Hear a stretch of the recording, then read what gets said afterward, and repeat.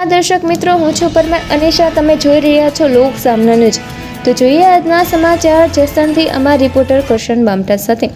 શ્રી બાલાજી ધામ ગર્ગાચાર્ય પીઠમ ગુરુ પૂર્ણિમા ઉજવણી જસદણ અનંત વિભૂષિત શ્રી શ્રી 108 જગત ગુરુ ગર્ગાચાર્ય પીઠાધીશ્વર શ્રી મહાનંદ ગિરિજી મહારાજ શ્રી બાલાજી ધામ જસદણ વિસિયા રોડ જસદણથી 6 કિમી વિસિયા તરફ આવેલ રાજ્યના કેબિનેટ મંત્રી કુંવરજી બાવળિયા અને નામી અનામી કલાકારો પહોંચ્યા ગુરુના ચરણે. અનેક શ્રદ્ધાળુ માનવ મેરામણ ગુરુ પૂર્ણિમાની ભવ્ય ઉજવણી. રાજ્યના કેબિનેટ મંત્રી ખૂબ સારું એવું ગુરુ પૂર્ણિમા વિશે જણાવ્યું. કલાકારો પણ ગુરુના આશીર્વાદ લઈ ધન્યતા અનુભવી હતી. શું કહેશો આજે ગુરુ પૂર્ણિમા અને ખાસ કરીને ગુરુના શરણે આવ્યા? આજે ગુરુ પૂર્ણિમા છે, પવિત્ર દિવસ છે. મારે મને એક સારા દિવસ ગુરુ પૂર્ણિમા દરેક વ્યક્તિ ગુરુની સેવા કરતી ગુરુને દર્શન કરવા જતો હોય છે. મારા ગજેન્દ્ર બાપુજી મહામંડેશ્વર છે, મારા પરમ મિત્ર છે, એમને મળવા આવું જ જોઈએ. ખાલી હવન પણ મહત્વ હતું અને ઘણા બધા શિષ્યો આવ્યા છે.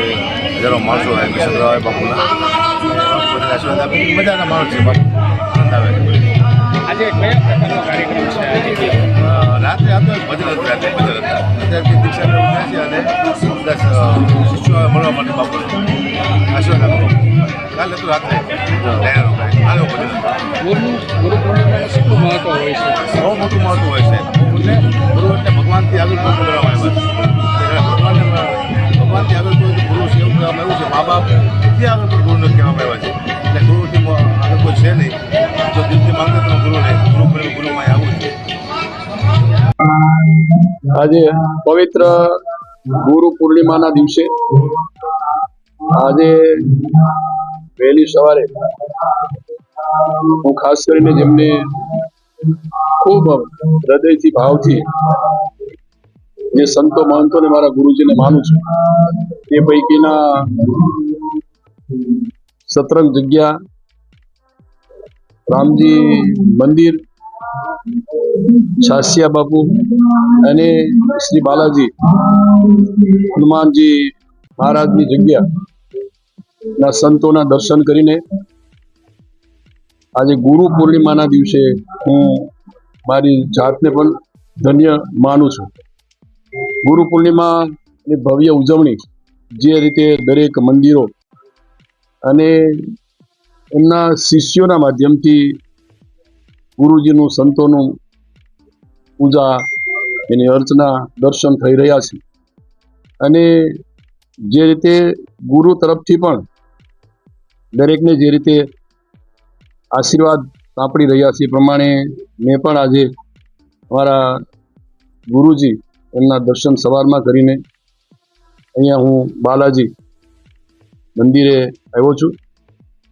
ખરેખર ગુરુ પૂર્ણિમા એટલે ગુરુના ચરણોની અંદર સત વંદન સાથે હું મારી જાતને પણ ધન્ય માનું છું.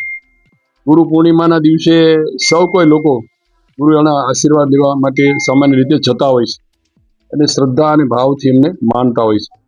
જ્યારે જ્યારે ગુરુએ આપેલું જ્ઞાન અભ્યાસની સાથે, ખાસ કરીને જે સનાતન ધર્મની સાથે, તાદાત્મ્ય સાથે જોડાયેલું હોય છે અને એ રીતે ધર્મની સાથે, શિક્ષણની સાથે આ ગુરુની એની વંદના જોડાયેલી હોય છે. એટલું જ નહીં પણ ખાસ કરીને શિક્ષણ ક્ષેત્રમાં જે જ્ઞાન ગુરુઓના માધ્યમથી મળેલું હોય છે એક અમૂલ્ય ભેટ હોય છે અને એમના આશીર્વાદથી હંમેશા એ ક્ષેત્રમાં આગળ વધાતું હોય છે.